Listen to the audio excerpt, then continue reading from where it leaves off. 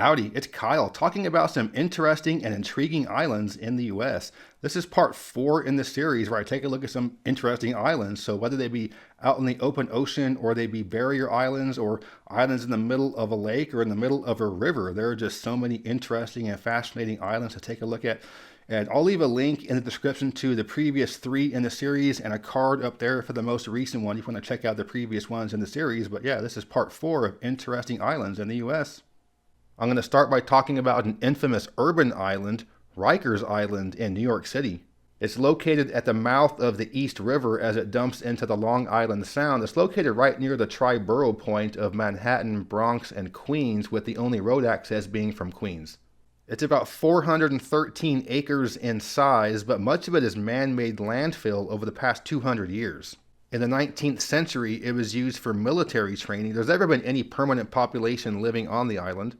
After it was used for military use, the idea was to turn the island into a prison, and there was more and more landfill being used to make the island bigger, to make it larger for a giant prison complex. And as a bit of foreshadowing, prison labor was used to do the landfill to make this larger Rikers Island that would be later where they would be sleeping.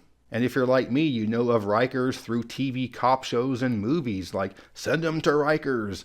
I think it's when you get arrested, you're sent there for your processing and your mugshots and your pre-trial type things. And if you're going to be serving a 30-day or 90-day type sentence, it might be entirely at Rikers, but longer sentences are served in other prisons in the state. It isn't just the jail. There's just so much other stuff on the island. Check out the satellite image. There's even an official City of New York bus line that takes people that are visitors or employees of the prison from a spot in Queens onto Rikers. However, the prison is set to close down by 2027. It's falling apart. There's been all kinds of major problems there. Because it's right next to LaGuardia Airport, it can't really be used for a lot of housing. You can't certainly have any high-rises there. It might be used as part of the expansion for LaGuardia or other kinds of industrial type uses. Who knows, but it's a prison for right now. And if I'm going to be talking about prison islands, well, I'm going to have to go to the West Coast and talk about Alcatraz. This is significantly smaller than Rikers. It's only 22 acres. It's about 1 mile offshore of San Francisco. Its nickname is the Rock, and it's literally just a rock in the middle of the bay. Its high point is 135 feet, which is pretty high for such a small island. And just like Rikers, it had military use in the 19th century. It was used to house Confederate prisoners during the Civil War. The lighthouse on the island is the oldest lighthouse on the west coast. It's a fairly large nesting site for many sea and shore birds. There are a few man-made tide pools there. And in fact, the word Alcatraz itself is an old Spanish word for pelican, and there are plenty of pelicans there. But what the island is most known for is certainly its time as a prison between 1934 and 1963. And because of its steep sides and cliffs and the rough current off the island, that's why it was chosen to be a prison. It's almost impossible to escape. But it was also difficult to maintain and virtually impossible to expand, so it's nowhere near as big as Rikers, so you can only get so big on an island that small. So it ceased operations, and now it's part of the Golden Gate National Recreation Area in the National Park Service. To visit, there are ferry rides from the touristy part of San Francisco, but I do think it is worth a visit. Now I'm going to go from a couple of prison islands to an island where nobody lives, Antelope Island State Park, located in Great Salt Lake in Utah. The size of the island fluctuates depending on the lake level, but it's roughly about 42 square miles. When the level of the lake is very low, like it was just a few years ago, the island is actually a peninsula because the water is so low it exposes a sandbar that connects it to the land. And it's not like the Great Salt Lake is getting larger and larger through the years, so Antelope Island might not be an island for too much longer. There's evidence of an indigenous population living there about 6,000 to 8,000 years ago. But there's been no habitation on the island for at least the past several hundred years. The high point on the island is Frary Peak at about 2,300 feet above the lake level, and it's about 6,500 feet above sea level. Nowadays, it's a state park and it's home to a population of bison, bobcats, bighorn sheep, pronghorn antelope, and lots of birds. Now, even when the water of the lake is fairly high, there's still a causeway that connects it to the main part of the land so people can drive to a parking lot that is the state park. So the Great Salt Lake has quite a few islands in it. Antelope Island is the largest of them, but all of them are kind of shrinking and some of them are becoming peninsulas. Okay, from the dry desert to the subtropics, I'm going to Key Biscayne in Florida. Despite the name, it's not part of the Florida Keys chain, but it is the southernmost of the barrier islands on the Atlantic shore. The island is about 7 square miles and the high point is 5 feet. It's a couple of miles offshore of Miami Beach and Coral Gables, and there is a causeway road to it so you can drive there. There is a village of Key Biscayne that has a population of about 15,000 people, and overall the island is divided into thirds. The northern third of the island is Crandon Park, the central third is the village of Key Biscayne, and the southern third is Cape Florida State Park. Crandon Park is a large green space, but there's also a golf course and tennis complex. And at the south end, Cape Florida State Park is kept a little more natural. It was originally a coconut and pineapple plantation, but after it wasn't very successful, it became an urban development. It didn't start out as a wealthy enclave, but fast forward to today, and it is. You can imagine an island just off of Miami is going to be a pretty popular spot for rich folks to want to live. Also very interesting is that Key Biscayne was the southern end of the Underground Railroad network in the early 19th century.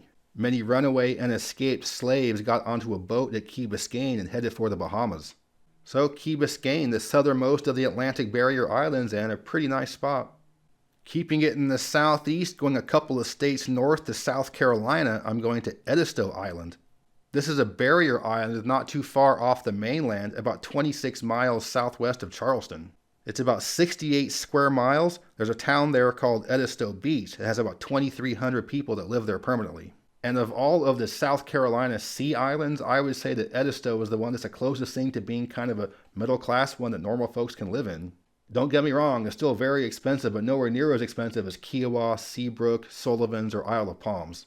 There are some huge, beautiful houses right on the beach, but most of those are rentals, and most of the people that live there live in relatively modest homes.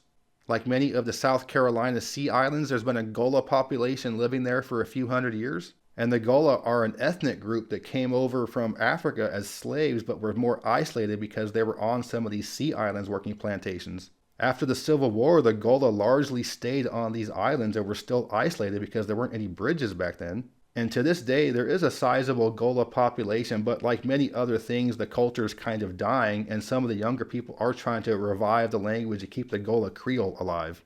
Specific to Edisto Island, a good chunk of it is a state park. There's a lot of beach camping. There's a nature center, boardwalk, and nature trails.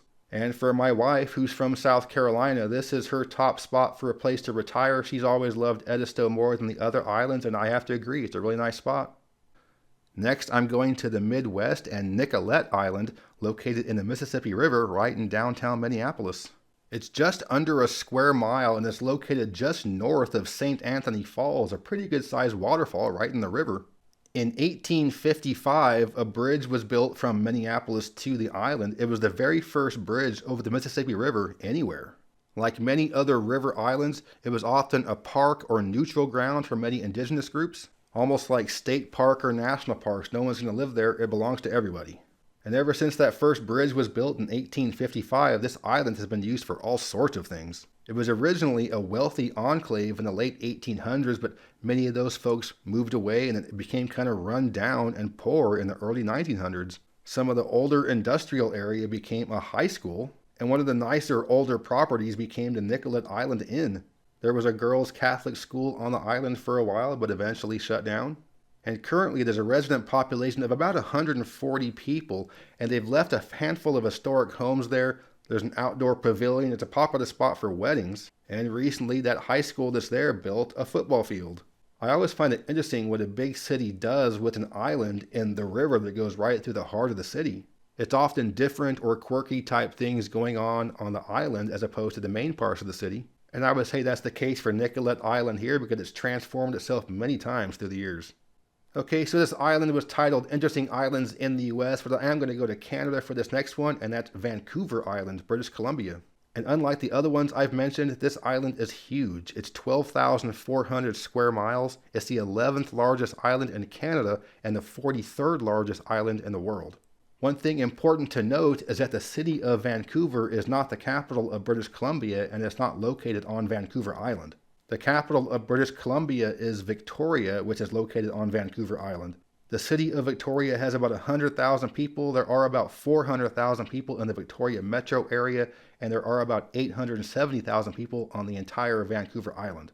There are no bridges to the island, so the only access is by plane or boat. And for the most part, it's a pretty mountainous island. The high point is 7,200 feet, and it's home to the large Strathcona Provincial Park. This park has very similar scenery to the southern coast of Alaska with many glaciers, fjords, and many freshwater lakes in the interior. But just like anywhere along the west coast in the Americas, it's also a major seismic zone. From a biogeography standpoint, one thing interesting is that black bears are present on the island but not grizzly bears. Because this is the southwestern corner of Canada, the coastal parts of Vancouver Island have the warmest winters anywhere in the country. Specifically, Victoria itself has the warmest winters in all of Canada. Because of those tall mountains, there's a large rain shadow effect on the island. For example, the wettest locale in all of North America is on Vancouver Island. This spot gets about 262 inches of rain per year. However, with these high mountains, you have a rain shadow effect, and on the leeward side of these mountains is the city of Victoria that only gets 24 inches of rain per year. And this makes the climate of Victoria being much more like that of San Francisco as opposed to Seattle or Vancouver. So with Victoria having very mild winters, again the warmest ones in all of Canada, it's a popular spot for retirees. So the combination of Victoria often being considered one of the best cities in the world in which to live, and Vancouver Island having some of the most spectacular scenery anywhere on Earth, Vancouver Island is a wonderful place. Okay, now heading just a wee bit south into Washington State, I'm going to Mercer Island in the Seattle metro area. And this is actually located in Lake Washington, not Puget Sound, so the water outside of the island is freshwater. The island is about 6.4 square miles, and there are about 25,000 people that live there in the town of Mercer Island. And at 25,000 people, it's the most populous lake island in the U.S. Strangely, the population of the city and island are declining despite being in King County, which is where Seattle is, and the overall population of the county is growing quite a bit. I would have to imagine a big part of that is because it's one of the richest cities in the entire country. The median income is $150,000. So there's probably a bit of NIMBYism in there, which is often the case in rich areas. There is a bridge for Interstate 90 over the island, and when it goes on the island, it's actually buried under a park. And they're opening up a brand new metro station, so now you can get to this island by train. So despite the NIMBYism, it's a pretty good sign that there are trains that are going to be allowed getting to this island. So with a place like Seattle needing housing, Mercer Island has lots of land, few people, and a declining population. Put those three things together and that seems like a pretty good place to grow. In a previous video in the series, I mentioned Vashon Island, which is another island in the Seattle metro area, but that one doesn't have any bridge going to it, only ferry access. So I'd be curious to know what people in Seattle think of Vashon versus Mercer Island. Okay, now I'm going back down to the southeast and Grand Isle, Louisiana. This is a barrier island located kind of at the end of the road in Louisiana, at that part of the state where it's kind of hard to tell whether it's land or water. And this is definitely an island, although the high point is only 7 feet. It's about 8 square miles in area, and there are about 1,000 people who live there. However, the population has been going down for quite a bit. There were 2,000 in 1980, 1,300 in 2010, and again, about 1,000 right now. A big part of the island is Grand Isle State Park, and there is a decent beach there, which isn't super common along the coast in Louisiana. Most of the coastal area in Louisiana is very swampy and marshy, not many good beaches in the state. However, there actually is quite a bit of stuff going on this island. It's home to a Coast Guard station, a marine fisheries lab, there's a rodeo pavilion there, and there's a small seaplane airport. There's also a large facility for ExxonMobil called the Shore Base.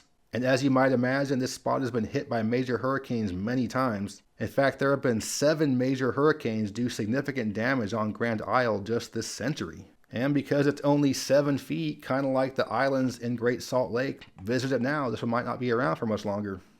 And the last one that I'm going to mention in the video is Theodore Roosevelt Island, located in the Potomac River in Washington, D.C.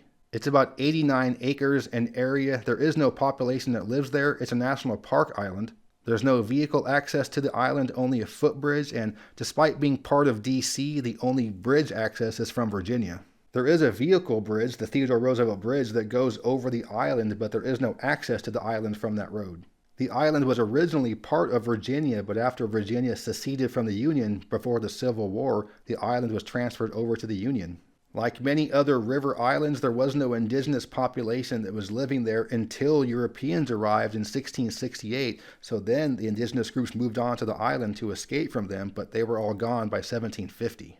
There is a memorial dedicated to Teddy Roosevelt on the island, but most of it has been left wooded and natural.